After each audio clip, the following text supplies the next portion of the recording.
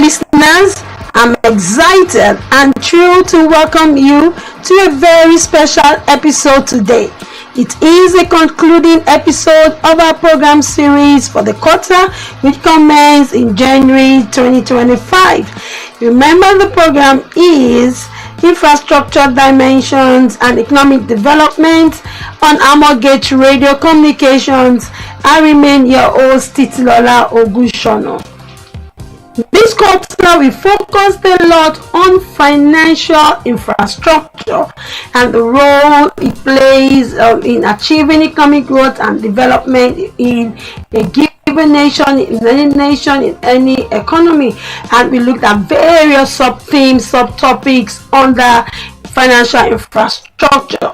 And we said something that was very important, and we looked at SMEs, the small medium enterprises.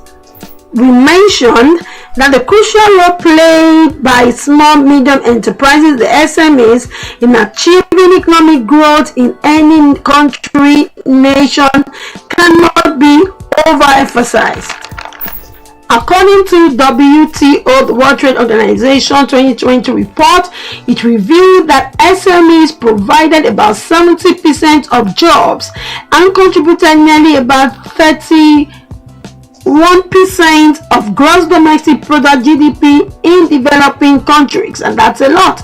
And we said that the role of SMEs in a nation, in any country, are quite enormous, and includes that they serve as the engine room of economic growth. They are crucial for achieving, maintaining competitive and efficient markets, and they help to reduce poverty. Talk about poverty reduction in any country. Yes, SMEs have that role to play because they are going to provide job opportunities, and they also are very responsive to changes in the economy. They provide supply chain support, and also we cannot take away the social impact of SMEs in any developing nation.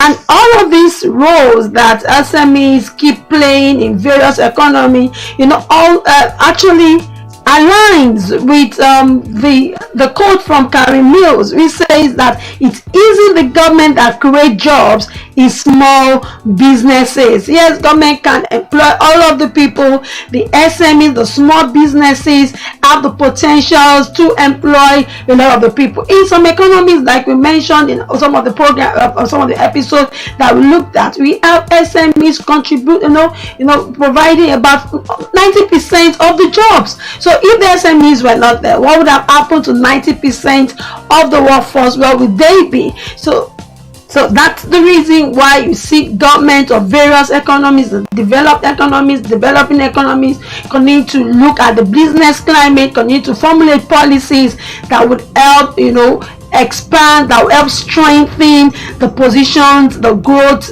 opportunities for small businesses in that country. However, in spite of the potentials of small businesses in achieving economic growth and development, the reality is that these businesses are plagued by numerous challenges, particularly for those in developing countries or nations. Okay, and there was a study that was carried out by Fatoki and Gav 2010. This study mentioned about 30 major problems, challenges faced by SMEs. And looking at the problems faced by SMEs, they looked at both internal and external factors. Out of 30 items that were ranked in terms of internal and external factors stifling the growth of SMEs, I'm just going to rush through the first 10. Okay, that's the first 10, number 1 to 10. Okay, and out of the 30 items, at number 1 was, according to the study, was lack of access to finance. And that shows the essence, the importance of finance in achieving growth of SMEs. Financing is regarded as the lifeblood of economic activities, as SMEs are considered the engine of the global economy because they constitute about 90% of companies. They hire about 50% of the workforce, and is estimated that by the year 2030, SMEs would provide about 600 million jobs. That's a lot. So this implies that SMEs can only survive, develop, and thrive in the market only when granted adequate financial support or accessibility to capital. And as even the World Bank report, which noted that funding is the Achilles heel of growth of SMEs. And there are empirical evidences around to back this up, the importance of finance, in achieving growth of SMEs. Okay, that's one is finding. I saw that every additional $1 million in financing to SMEs in developing countries is associated with creating an average of over 16 additional jobs, over 2 years, in comparison to SMEs with no financing. And looking at this, the estimation is that this multiplier effect is an average across emerging economies, and the focus is on jobs created directly by SMEs receiving finances, not other jobs, value-added jobs that will come directly, and that's a lot. In fact, there was a similar study that was conducted in the UK and US, and that suggested a smaller multiplier, about 3 to 4 jobs per $1 million. So it adds more impact in developing countries than developed economies or nations. So that's the essence of financing. So at number one, no wonder the study revealed that access to finance was a major factor. Thus, lack of access to finance it's a major issue in achieving growth of SMEs. As number 2, the top 10, the second in the study revealed lack of collateral. The third, insufficient owners' equity contribution. The fourth factor that SMEs do face is that number 4 was a crime. 5, insufficient government support. 6, high interest rate. Okay, the 6th one is high interest rate. I'm interested in this, and that is what we'll be focusing on in this concluding episode. And the 7th, inadequate demand. And number 8, inadequate market research. Number 9, location of the business. At number 10, high level of competition. Okay, now if we just look at what I've mentioned, the first one was, I shed a bit of light, lack of access to finance, and the 6th one also is still related to finance directly, is high interest rate. So our focus today will be on high interest rate. So when you talk about interest rate, it could either come in two folds. It could mean interest you have earned on deposit that you have put, in the banks, in your deposit money banks, your commercial banks, you have put in your savings account, interest earned on deposit, your fixed deposit, interest earned on it. So if it's an income, once the interest rate is high, you are happy because you're earning. Okay, but it could be on the other side of the divide. That is, it could also mean interest rate that is the cost incurred on loans collected. So if you have approached a bank for a facility, for a loan, the interest you are going to pay on it, it's going to come as a cost to you as a business. Now we'll be talking about SMEs. Definitely, we said finance is the lifeblood of SMEs. So definitely, it implies that business you want to expand, they are going to need working capital. They are going to want to keep producing. So the interest, the cost element of how they access finance, the cost element to the funding facilities will mean a lot to them. Now when you talk about interest rate of a country, it's not going to be devoid. You can't talk about it without mentioning what we call the monetary policy rate. So we'll be talking about monetary policy rate. What is monetary policy rate? How does it work? Okay, what are the goals of monetary policy rate? So what is MPL, the monetary policy rate. Okay, why do I say that? I can talk about interest rates, one of the challenges faced by SMEs, without talking about monetary policy rate. Yet it is a tool deployed by the apex bank of a country to regulate economic activities and also help stabilize the financial system of a country. So it can only be deployed by the apex bank. For Nigeria, the apex bank is the Central Bank of Nigeria, the CBN. Okay, and then we can also define the monetary policy rate as the rate at which the central bank will lend to commercial banks. We call the central bank, we call them the lender of last resort. So as we approach, small businesses approach the commercial banks, the deposit money banks, for facilities, for loans, to seek funds for increasing the capital base. The same way the commercial bank would approach the CBN.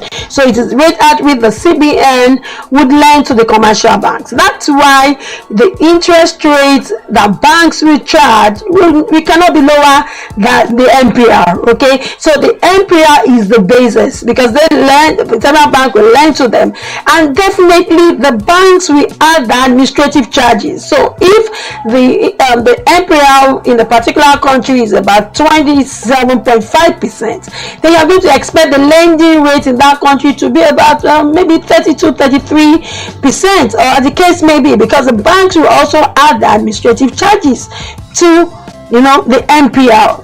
And the MPL usually set by we call it the MPC, the Monetary Policy Committee.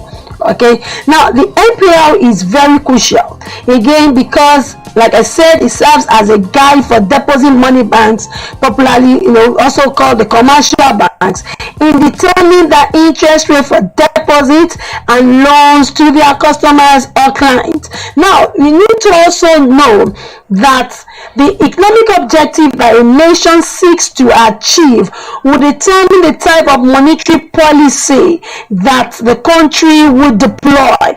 So it depends on what you want to achieve in a particular country. So if a country wants to either reduce or increase money supply in the economy, for instance, if you have too much money in the economy, inflationary pressure in the economy, what the government would do through the central bank, through the MPC, Monetary Policy Committee, is to increase the MPR. Okay, is to increase the MPR, the monetary policy rate. So most times when you hear about an upward review in MPR or a downward review in MPR, is based on the economic objective, the macroeconomic objective that the government want to achieve at a particular purpose. So it could be expansionary monetary policy or contractionary monetary policy. Expansionary is when you want more money in circulation, okay, so you want to reduce the MPL. But when it's contractionary, you're going to have to increase your MPL to reduce money supply, discourage borrowings in the economy. So what role does the MPL play in the nation? It's expected that the MPL could help to reduce inflationary pressure in the nation. The apex bank, in the case of Nigeria, is called the Central Bank of Nigeria, the CBN, through its Monetary Policy Committee, could increase the MPR, which was even done recently, earlier this year, the MPR rates. So it could increase the MPR, and once the MPR is increased, it will lead to an interest on loans. And we're talking about SMEs. SMEs will want to approach banks for loans, so it will lead to an increase in interest on loans, and an increase in interest on loan will lead to an increase in borrowing costs, And once borrowing cost is high, it is going to lead, all things being equal ceteris paribus, it's going to lead to a reduction in borrowings. And when reduction in borrowings happen in the nation, in any economy at a particular point in time, it's going to reduce spending. And a reduction in spending is expected, all things being equal, that is going to lead to a decline in aggregate demand. So when aggregate demand reduces, that means demand for goods and services by individual businesses, corporations in a particular nation reduces. There'll be less likelihood, or pressure for increase in prices. When you even have a situation of more supply, the supply is there, but people are not demanding. So it's not likely, prices are not likely to increase. Okay, so when it does not increase, so it means it's going to cut prices, increase in prices are curtailed. That speaks to inflationary pressure. It's expected that will reduce the level of inflation in an economy, because if we do not increase NPL, you reduce NPL rates. If on the contrary, if we reduce NPL rates, it means that there'll be more people wanting to borrow money. An increase in borrowing will lead to an increase in spending. An increase in spending would lead to an increase in aggregate demand, and an increase in aggregate demand definitely will lead to, bonds is not sustained by increase in supply. It's going to lead to increase in prices, and we bring about, inflationary pressure, increase prices in the economy. Okay, so but in this case, increasing NPL would help to reduce inflationary pressure in an economy, that is all things being equal. What role can the NPL play? Again, it helps to support domestic currency. You're asking, how does it support, domestic currency? So let's imagine. Okay, let's take a hypothetical example. If the Central Bank of Nigeria increases NPL, and I mentioned earlier that when talking about interest rates, the NPL rate, it's two sides of the divide. You're talking about interest rate either on deposit or your interest element on loans. Okay, so let's look at it from the side of those investors. Okay, an increase in NPL will serve as an incentive for investors to earn higher returns on investment, dominated in the local or domestic currency. So it means that more people, you are going to increase your FDI, because you are going to have an increase of foreign investors. They want to come to invest because the NPL is high. And especially because we said in the domestic currency, so when people are coming in to invest when your NPL is high, it means that there will be an increase in the demand for your local currency is expected, and is expected when there's an increase in your demand for local currency vis-a-vis other currencies. It's expected, all things being equal, that should increase the value of domestic currencies in relations to other currencies. Okay, and on the contrary, it means that when there is a decrease in NPL, it's not going to encourage, rather it's going to discourage foreign investment into the country. Okay, so let's look at the third role. Okay, that's the So let's look at the impact of high interest rates on SMEs, especially in developing economies, in developing nations. The first is that it's going to lead to an increase in borrowing cost, and this would affect operational cost. Okay, the cost of operations, would increase if there's an increase in interest rates. Now, especially for developing economies, it now becomes a bit more bothersome, because already they also have additional costs in terms of security costs that they have to deal with. They also have the cost of alternative power supply that they have to grapple with, instead of operational costs. So adding this to it, has been concerns around for business owners, rather small businesses. So what it does is an increase in interest rates would increase their operational expenses, operational costs, and definitely this will lead to a decline in profitability level. Definitely it's going to lead to that, and this could also stifle level of competitiveness of small businesses, now especially for those producing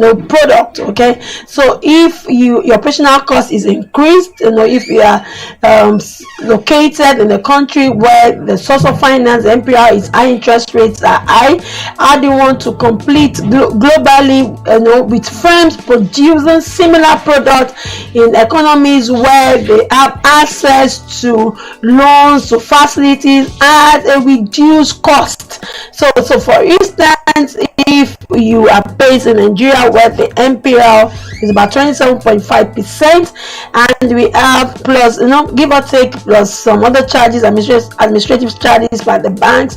So if your interest rate is about 30 or 30.5%, how do you want to compete in terms of pricing? How do you want to get it right if you are competing with businesses in countries where the MPR is about 10%?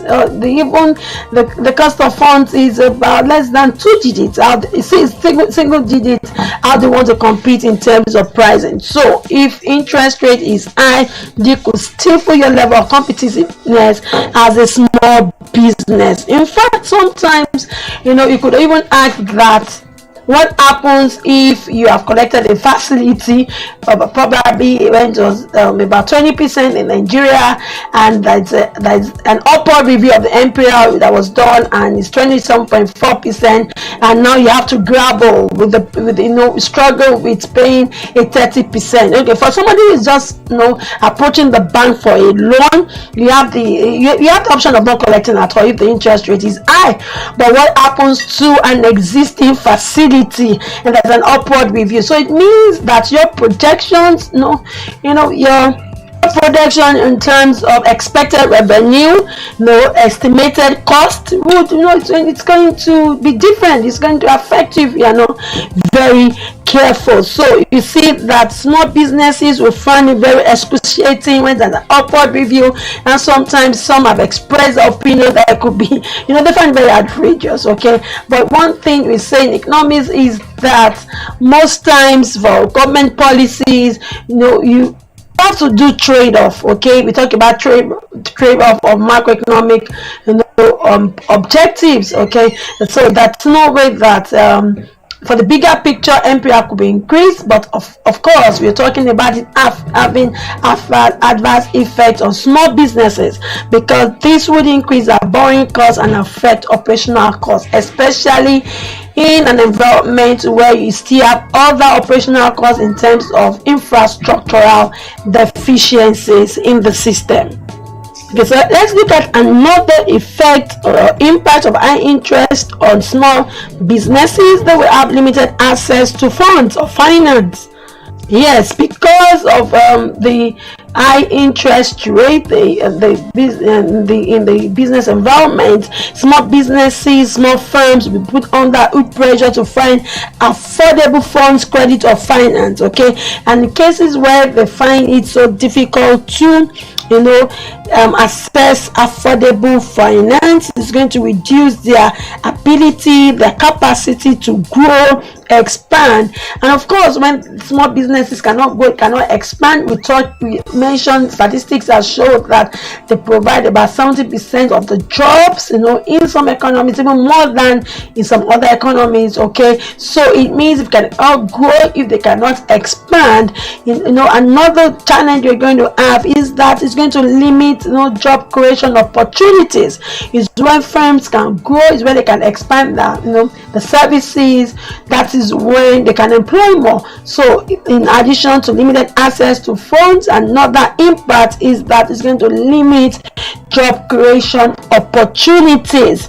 Okay, now another one is that's going to reduce investment. Okay, high interest rates would definitely discourage borrowing, all things being equal, and you expect that firms, small business, you want to borrow for productive investment. Okay, and if they can invest, if they can produce more, it means that's going to lead to a decline in economic growth. We talk about economic growth that we have defined as the monetary value, an increase in the monetary value of goods and services, produced, provided in an economy at a particular point in time, usually a year. So it's when small businesses can produce more, is when they can increase their services, that we can talk about economic growth in a nation.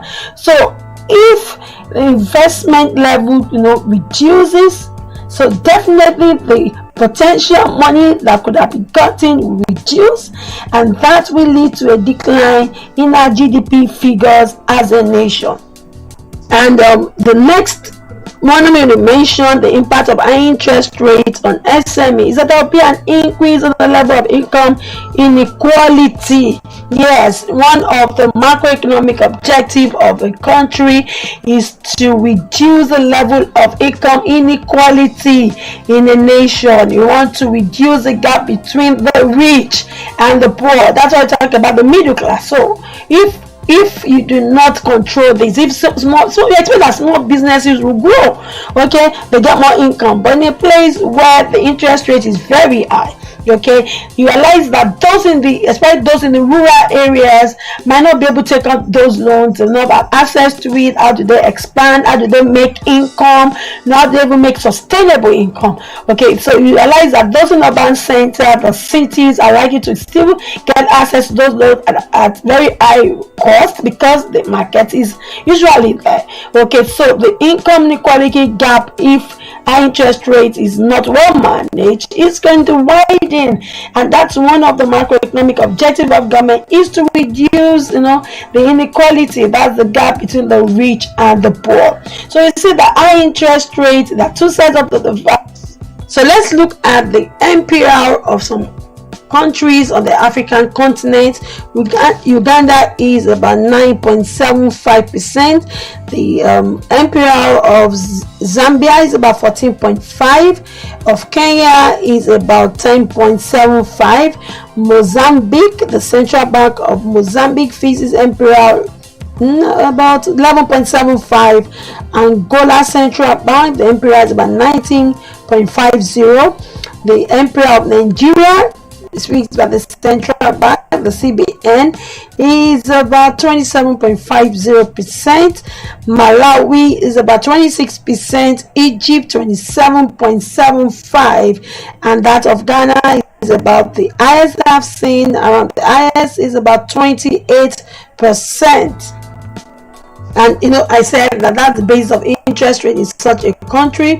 Okay, so if you have businesses in this country with high MPR rates, it's going to have its effect on the operational cost. And I looked at it to say, are there other countries on the continent of Africa, the other African countries, that have low MPR, okay, and you could want to look further at what are those factors responsible for low MPR. We have Seychelles 1.75, Botswana is about 1.9, Morocco 2.25, Cape Verde is about 2.5, Algeria 3%, Libya 3%, Mauritius about 4.5%, Cameroon 5%, Central African Republic 5%, and Chad 5%. Now, so it means that some African countries with low MPR. Now you talk about the MPR, you definitely want to look at the inflationary pressure in such a country. So if you look at it, you see that the inflation pressure in such African countries will be very low. So this is one of the factors when MPR rate could be high in some countries still and low in some other countries on the same continent. Okay, this brings me to the end of this beautiful, interesting, it has been fulfilling for me this quarter. Thank you so much for joining me from the beginning of this quarter, on infrastructure dimensions and economic development that we commenced in the first month of this year 2025. Thank you so much for joining every Friday. Thank you to all our listeners who have been joining other programs, my other colleagues. I hope that you have learned a lot in this quarter. Definitely we'll be back next quarter. Yes, with more intriguing, expository, engaging, insightful episodes, new program series that you would learn a lot from. And remember, at Armorgate, your consulting needs, your communication needs, your training needs, we have you covered. We are the reason why we do this. You can check us up on our website www.armorgate.org, and definitely our social media handles are there for you to look at what we do, who we are, what we stand for, to see what we are passionate about and the impact we have been making over the last decade. Yes, you have a Facebook page, it's Armorgate, LinkedIn Armorgate, Instagram, YouTube page. Please subscribe to our YouTube channel. We have a lot of videos that have been uploaded for you to learn, from management to geopolitics to entrepreneurship to IT issues. There are a lot of economic issues. There are a lot to learn from, even strategic issues. I want to leave up with the words of Benjamin Franklin, which says, without continual growth and progress, such words as improvement, achievement, and success have no meaning. So please, improving, please keep growing, keep being deliberate at learning more and improving on yourself. Yes, I remain Titular Ogunshola, saying bye and stay.